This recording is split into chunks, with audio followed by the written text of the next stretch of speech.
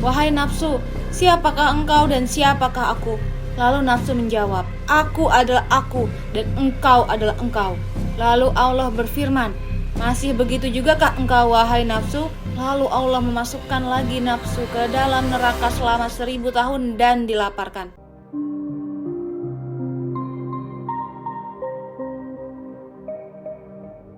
Assalamualaikum warahmatullahi wabarakatuh. Pernah ada suatu riwayat yang mengisahkan tentang perbincangan Allah Subhanahu wa Ta'ala dengan akal dan nafsu. Konon dikabarkan setelah Allah Subhanahu wa Ta'ala menciptakan akal dan nafsu, maka Allah Subhanahu wa Ta'ala bertanya kepada mereka berdua. Lantas, pertanyaan apakah itu dan bagaimanakah jawaban dari akal dan nafsu itu? Perbincangan Allah Subhanahu wa Ta'ala dengan akal dan nafsu, dan perbincangan ini dikutip dari kitab Tanhibul Ghafilin dan Durratun Nasihin.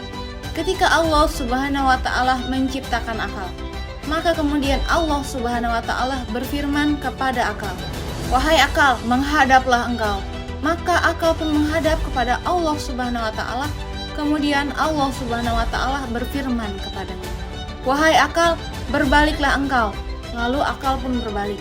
Kemudian Allah berfirman lagi kepadanya, "Wahai akal, siapakah aku?" Lalu akal pun menjawab, "Engkau adalah Tuhan yang menciptakan aku dan aku adalah hamba-Mu yang lemah." Lalu Allah Subhanahu wa Ta'ala berfirman lagi kepadanya, "Wahai akal, tidak kuciptakan makhluk yang lebih mulia dari engkau." Setelah itu Allah menciptakan nafsu. Lalu Allah Subhanahu wa Ta'ala berfirman kepada nafsu, "Wahai nafsu, menghadaplah engkau." Namun nafsu tidak menjawab sepatah kata pun dan justru mendiamkan diri. Kemudian Allah Subhanahu wa Ta'ala berfirman lagi, "Siapakah engkau dan siapakah aku?" Lalu nafsu berkata, "Aku adalah aku dan engkau adalah engkau." Setelah itu Allah Subhanahu wa Ta'ala menghukum nafsu selama 1000 tahun di neraka Jahim yang sangat panas. Dan dalam riwayat lain dikatakan bahwa Allah Subhanahu wa Ta'ala menghukum nafsu selama 100 tahun. Setelah Allah menghukum nafsu di neraka Jahim selama 1000 tahun, kemudian Allah mengeluarkannya dan berfirman lagi kepadanya, "Wahai nafsu, siapakah engkau dan siapakah aku?" Lalu nafsu menjawab kembali, "Aku adalah aku dan engkau adalah engkau." Lalu Allah berfirman lagi, "Masih begitu jugakah engkau, wahai nafsu?" Lalu Allah memasukkan nafsu ke dalam neraka jiwa, yaitu neraka yang penuh dengan rasa kelaparan. Nafsu dimasukkan ke dalam neraka jiwa selama 1000 tahun dan dilaparkan. Kemudian setelah itu Allah Subhanahu wa Ta'ala mengeluarkannya kembali dan berfirman, "Siapakah engkau dan siapakah aku?" Lalu nafsu berkata, "Aku adalah aku dan engkau adalah engkau." Setelah itu Allah Subhanahu wa Ta'ala menghukum nafsu selama 1000 tahun lagi di neraka yang sangat dingin. Kemudian Allah Subhanahu wa Ta'ala mengeluarkannya dan berfirman lagi, "Wahai nafsu, siapakah engkau dan siapakah aku?" Lalu nafsu menjawab, "Aku adalah aku dan engkau adalah engkau." Lalu Allah berfirman, "Masih begitu jugakah engkau, wahai nafsu?" Lalu Allah memasukkan lagi nafsu ke dalam neraka selama 1000 tahun dan dilaparkan. Setelah itu Allah Subhanahu wa Ta'ala mengeluarkannya dan kembali berfirman kepada nafsu, "Wahai nafsu, siapakah engkau dan siapakah aku?" Lalu nafsu menjawab, "Aku adalah hamba-Mu dan engkau adalah Tuhanku." Lalu Allah berfirman, "Wahai nafsu, sekarang engkau masuklah bersama tubuh anak Adam, dan sesungguhnya Allah Subhanahu wa Ta'ala menciptakan nafsu itu sebagai cobaan untuk menguji manusia yang sudah sanggup memikul amanah dan juga sebagai sebuah penyaring bagi perbuatan anak cucu Adam.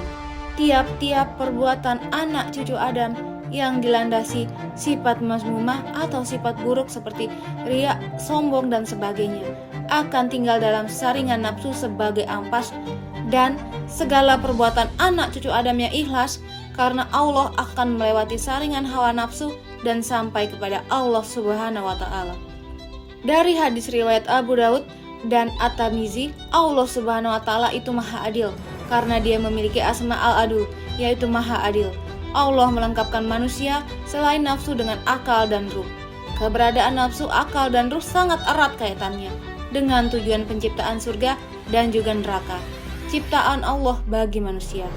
Rasulullah SAW pernah bersabda, Ketika Allah menciptakan surga dan neraka, Dia mengutus malaikat Jibril untuk melihat ke surga. Allah Subhanahu wa Ta'ala berfirman, "Lihatlah ke surga dan lihatlah apa saja yang telah Aku sediakan untuk para calon penghuninya." Maka malaikat Jibril pun mendatangi surga, dan kemudian ia melihat surga dan kepada apa yang telah Allah sediakan untuk para calon penghuninya. Lalu malaikat Jibril kembali kepada Allah dan berkata, "Demi keperkasaanmu, tidak ada seorang pun yang mendengar tentang surga terkecuali dia pasti ingin memasukinya." Lalu Allah Subhanahu wa Ta'ala memerintahkan agar surga dikelilingi oleh hal-hal yang dibenci oleh nafsu. Kemudian Allah Subhanahu wa Ta'ala berfirman kepada malaikat Jibril, "Kembalilah ke surga dan lihatlah, serta lihat pula apa yang telah Aku sediakan untuk para calon penghuninya." Maka malaikat Jibril pun kembali ke surga. Ketika itu surga telah dikelilingi oleh perkara-perkara yang tidak disukai oleh nafsu. Kemudian dia kembali kepada Allah dan berkata, "Demi keperkasaanmu, sungguh aku takut kalau tidak akan ada seorang pun yang mau memasukinya." Kemudian Allah Subhanahu wa Ta'ala berfirman, "Pergilah ke neraka, lihatlah ke neraka dan kepada apa yang Aku telah persiapkan untuk para calon penghuninya." Maka dilihatnya neraka sebagiannya menghantam sebagian yang lain. Lalu malaikat Jibril kembali dengan berita tersebut dan berkata, "Demi keperkasaanmu, tidaklah ada seorang pun yang mendengar tentang neraka." Kemudian ia berniat untuk memasukinya. Kemudian Allah memerintahkan agar neraka dikelilingi oleh hal-hal yang dikelilingi oleh hawa nafsu, dan Allah Subhanahu wa Ta'ala berfirman lagi kepada malaikat Jibril, "Kembalilah ke neraka." Maka malaikat Jibril pun kembali ke neraka. Lalu malaikat Jibril berkata, "Demi keperkasaanmu, aku khawatir tidak akan ada yang selamat dari neraka, kecuali ia pasti akan memasukinya." Hadis riwayat Ahmad, Abu Daud, dan At-Tirmizi. Setiap makhluk hidup memiliki hawa nafsu, terutama manusia. Sejak manusia lahir, Allah membekalinya dengan nafsu agar dapat menjalankan kehidupannya secara wajar sebagai makhluk hidup di dunia. Salah satu nafsu yang dimiliki oleh manusia adalah nafsu syahwat.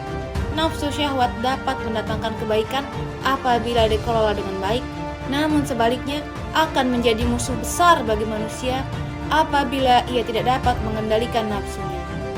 Syahwat diartikan sebagai nafsu untuk bersetubuh atau kebirahian. Allah menciptakan manusia dengan disertai syahwat, dengan faedah dan manfaat di dalamnya, yaitu untuk menghasilkan keturunan. Namun apabila nafsu ini tidak dapat dikendalikan dengan baik, maka akan mendatangkan petaka. Sesungguhnya Allah telah menuliskan bagi anak-anak Adam bagiannya dari zina. Ia pasti akan mendapatkannya. Zinanya mata memandang yang diharamkan, zinanya lisan membicarakannya, zinanya jiwa mengharap dan membayangkannya, sedangkan kemaluannya akan membenarkan hal tersebut atau mendustakannya. Hadis riwayat Tirmizi. Dalam Al-Quran surah Yusuf ayat 31, Allah Subhanahu wa Ta'ala berfirman, "Maka tak kala wanita itu," artinya Zulaikha, "mendengar cecaan mereka, diundangnyalah wanita-wanita itu dan disediakannya bagi mereka tempat duduk yang diberikannya kepada masing-masing mereka sebuah pisau untuk memotong jamuan." Kemudian dia berkata kepada Yusuf, "Keluarlah, nampakkanlah dirimu kepada mereka." Maka tak kala wanita-wanita itu melihatnya, mereka kagum kepada keelokan rupanya. Mereka melukai jari tangannya dan berkata, "Maha sempurna Allah, ini bukanlah manusia. Sesungguhnya ini tidak lain hanyalah malaikat yang mulia." Dalam kisah Nabi Yusuf alaihissalam, meskipun beliau dicintai dan disukai oleh banyak wanita, karena ketampanannya, Nabi Yusuf tidak serta-merta mengikuti nafsu syahwatnya untuk meladeni wanita-wanita tersebut. Berkat ketaatannya kepada Allah, Nabi Yusuf pun memohon agar dijauhkan dari segala perbuatan buruk karena nafsunya. Dan berikutnya adalah cara mengendalikan nafsu syahwat. Untuk mengendalikan nafsu syahwat agar tidak menimbulkan perbuatan-perbuatan buruk, maka terdapat beberapa cara yang dapat dilakukan oleh seseorang, yaitu sebagai berikut. Yang pertama, menjalankan puasa. Dengan menjalankan puasa wajib atau puasa sunnah, maka seseorang tersebut juga berlatih untuk mengatur hawa nafsunya. Puasa akan membuat seseorang menjadi terlindungi dari kerusakan akibat nafsu syahwat. Dalam surat Al-Baqarah ayat 183, Allah Subhanahu wa Ta'ala berfirman, "Hai orang-orang yang beriman, diwajibkan atas kamu berpuasa sebagaimana diwajibkan atas orang-orang sebelum kamu, agar kamu bertakwa. Rasulullah SAW bersabda, puasa itu adalah perisai. Maka apabila seorang dari kalian sedang melaksanakan puasa, janganlah dia berkata rafats atau kotor, dan jangan pula bertingkah laku jahil seperti mengejek atau bertengkar sambil berteriak. Jika ada orang lain yang mengajaknya berkelahi atau menghinanya, maka hendaklah dia mengatakan, aku orang yang sedang berpuasa, aku orang yang sedang berpuasa. Hadis riwayat Imam Malik, Imam Bukhari, dan Imam Muslim. Yang kedua, cara mengendalikan nafsu adalah memperbanyak doa. Untuk mengendalikan nafsu syahwat, seseorang dapat memperbanyak doa sebagai berikut. Ya Allah, aku berlindung kepadamu dari akhlak, amal, dan nafsu yang jelek. Hadis riwayat Tirmizi. Yang ketiga, perbanyak istighfar. Dengan naiknya nafsu syahwat, maka setan akan semakin menggoda manusia untuk melampiaskan nafsu tersebut kepada hal-hal yang dilarang oleh Allah. Salah satunya adalah berbuat zina. Untuk itu, agar tidak mudah tergoda oleh godaan setan yang terkutuk, perbanyaklah membaca istighfar agar senantiasa ingat dengan Allah. Dalam surat Al-A'raf ayat 206, Allah Subhanahu wa taala berfirman, "Dan jika kamu ditimpa sesuatu godaan setan, maka berlindunglah kepada Allah." Yang keempat, sholat malam. Rasulullah SAW bersabda, "Sesungguhnya aku biasa tidur dan sholat, berpuasa dan berbuka, dan aku menikahi wanita-wanita. Maka bertakwalah kepada Allah, wahai Utsman, karena sesungguhnya keluargamu memiliki hak yang menjadi kewajibanmu. Tamumu memiliki hak yang menjadi kewajibanmu, dan jiwamu memiliki hak yang menjadi kewajibanmu. Maka puasalah, berbukalah, sholatlah pada sebagian waktu malam, dan tidurlah pada sebagian waktu malam." Yang kelima, menjaga pandangan. Untuk mengendalikan hawa nafsu dapat dilakukan dengan cara menjaga pandangan. Menjaga pandangan ini artinya menjaga mata dari melihat hal-hal yang tidak semestinya dilihat, karena akan menimbulkan dosa. Dalam Al-Quran surah An-Nur ayat 30, Allah Subhanahu wa taala berfirman, "Katakanlah kepada orang laki-laki yang beriman, hendaklah mereka menahan pandangannya dan memelihara kemaluannya. Yang demikian itu adalah lebih suci bagi mereka. Sesungguhnya Allah Maha mengetahui apa yang mereka perbuat." Dan yang keenam adalah memperbanyak baca Al-Quran.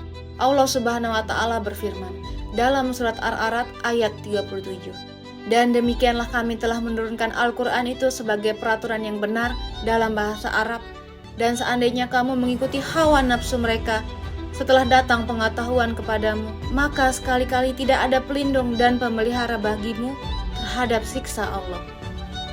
Yang ketujuh, berkumpul dengan orang yang soleh. Salah satu hal yang dapat mempengaruhi perilaku seseorang adalah lingkungan pertemanan. Maka dari itu, berkumpul dan bertemanlah dengan orang-orang yang soleh, agar tidak tergiur untuk mendekati perbuatan-perbuatan yang tidak baik yang dihasilkan oleh nafsu syahwat.